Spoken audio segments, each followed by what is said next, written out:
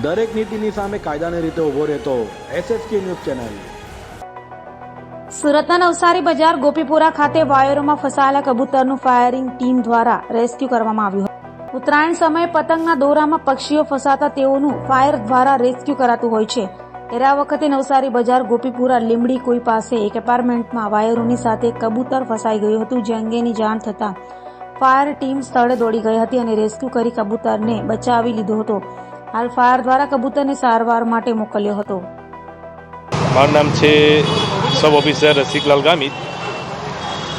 અમને પક્ષીનો કોલ મળ્યો હતો લીમડી કુઈમાં કે જે પતંગના દોરાથી પગમાં વીંટાઈ ગયું હતું. એમને અમે ચોથા માળેથી ઉતારી લીધું છે અને સહી સલામત છે. આપણે ફાયર કઈ જગ્યાએથી છે? એ નવસારી બજાર ફાયર સ્ટેશન. કઈ જગ્યાએથી બોલાવેલો? આ લીમડી કુઈ